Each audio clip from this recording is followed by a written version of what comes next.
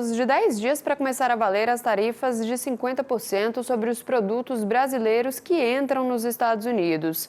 Até o momento, não se vê uma margem para negociação entre os países e, ao que tudo indica, a cobrança vai ser mesmo implementada.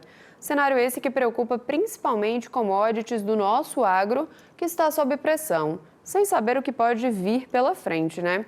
Por isso, vamos conversar com o analista de mercado da Royal Rural, Ronaldo Fernandes, que já está aqui com a gente e faz uma avaliação desse cenário que preocupa o setor como um todo, né, Ronaldo? Bom dia, bem-vindo.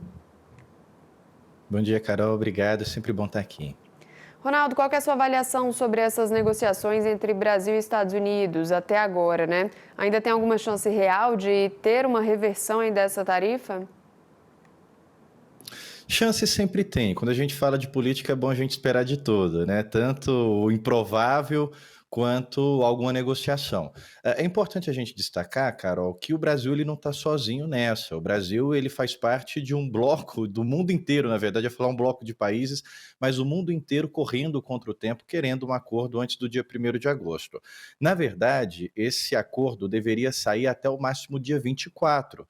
Não no dia 1º, porque você tem as burocracias da formalidade. Acordos que foram anunciados no dia 1º não daria tempo de serem oficializados antes das tarifas serem vigoradas. Mas na segunda-feira a gente teve uma fala importante do secretário de Tesouro dos Estados Unidos, o Scott Bessent, que ele disse, olha, o Trump não está preocupado com o tempo, ele não está com pressa, ele está preocupado em fazer acordos de qualidade. Isso fez o mercado entender que pode ser que haja mais um prazo, mais uma extensão.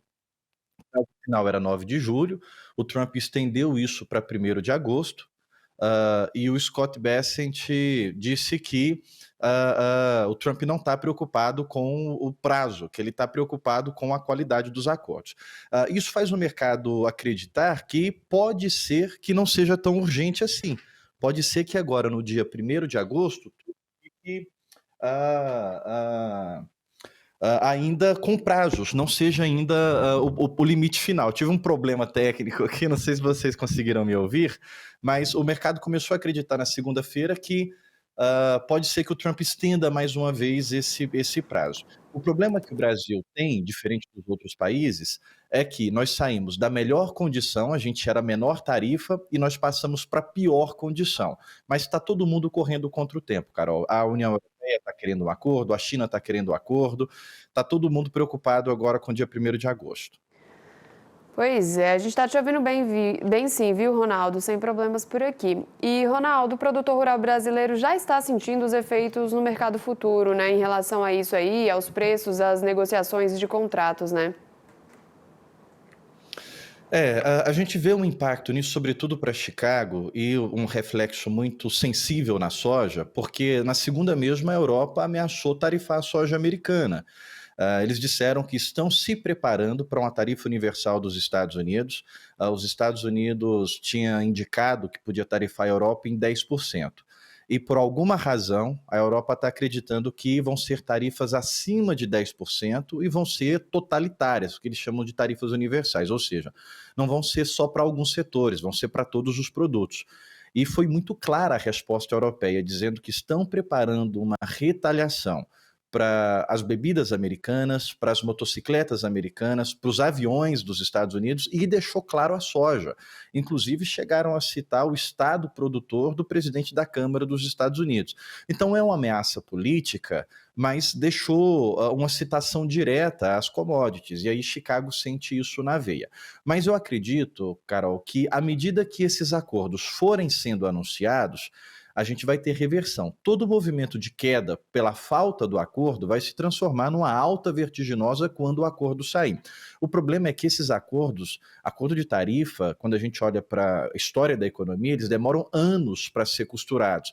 E o Trump quer fazer isso em alguns dias, em poucas semanas. Então é realmente um assunto complexo.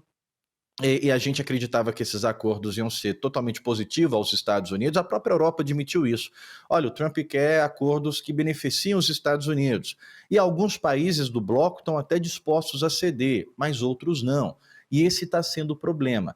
Então, a grande atenção agora vai ser Europa, China e, claro, o que vai acontecer com o Brasil.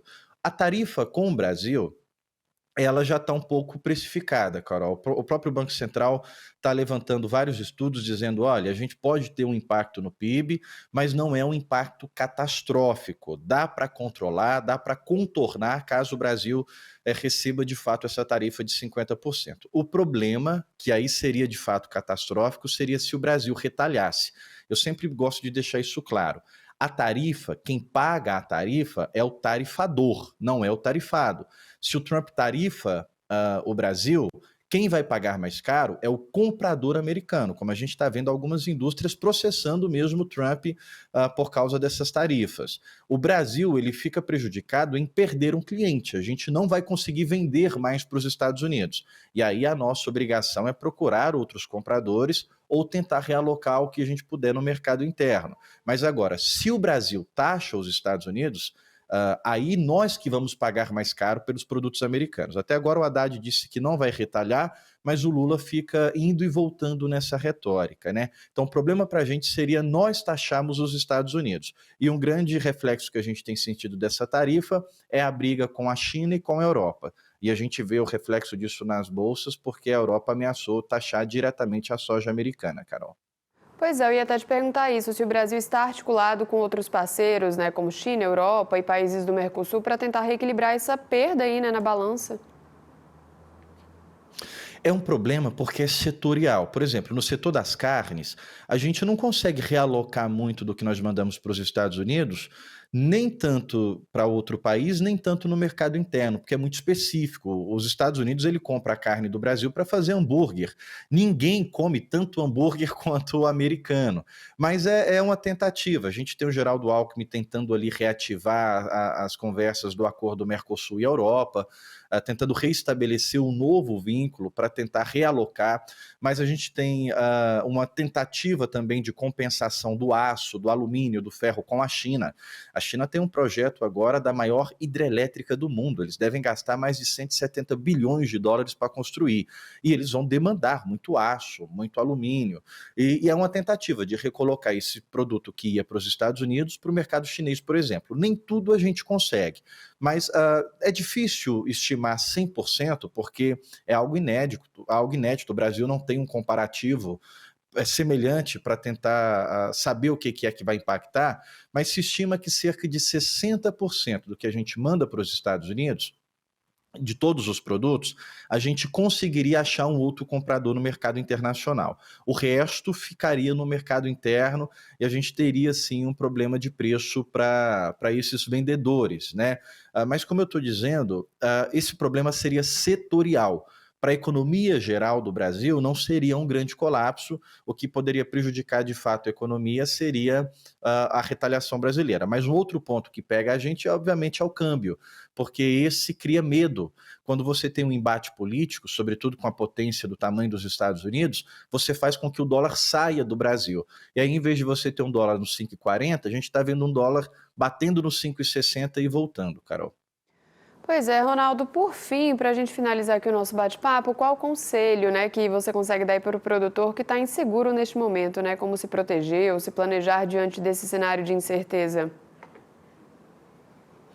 Bom, a gente tem enxergado, vou falar especificamente para a soja, todas as vezes que Chicago dá um pico de alta, é interessante fazer ali alguma proteção pensando em venda de Chicago para os contratos de 2026. Eu não acredito que tem uma tendência de queda para Chicago nos contratos de 2026 ante esse tarifaço. À medida que os acordos forem anunciados, Chicago vai ter que subir um pouco. Então, quando o tarifaço for resolvido, aí sim a gente tem uma queda como tendência. Mas enquanto os acordos estão sendo esperados, Chicago vai subir um pouquinho e ali são momentos de entrar vendendo. Um outro ponto de atenção, obviamente, é o câmbio. Eu não acredito, Carol, que 5,60 é um câmbio justo para o tarifaço. Como eu estou falando, a economia brasileira ela seria atingida, mas um impacto já mitigado, já precificado. Eu não consigo acreditar num dólar acima de 5,60 por causa desse tarifaço. A gente tinha uma tendência muito clara e contínua de queda para o dólar, e ela foi barrada por causa dessa tarifa, mas nós saímos de 5,40 para 5,55, não consegue passar dos 5,60. Então, dólar acima de 5,60, ou chegar perto dos 5,60 também é uma oportunidade de venda para tentar se proteger aí desse caos que a gente está vivendo. Não está um ano difícil, é guerra militar, é guerra tarifária. Aliás, não está um ano fácil, né? Está um ano extremamente difícil. É guerra militar, é guerra tarifária, então é um ano de andar protegido e de andar usando as ferramentas que as bolsas oferecem para os produtores, Carol. Não tá fácil não, viu, Ronaldo? Obrigada pela participação, pelas informações, viu? Obrigado, até a próxima. Até a próxima. Tchau, tchau.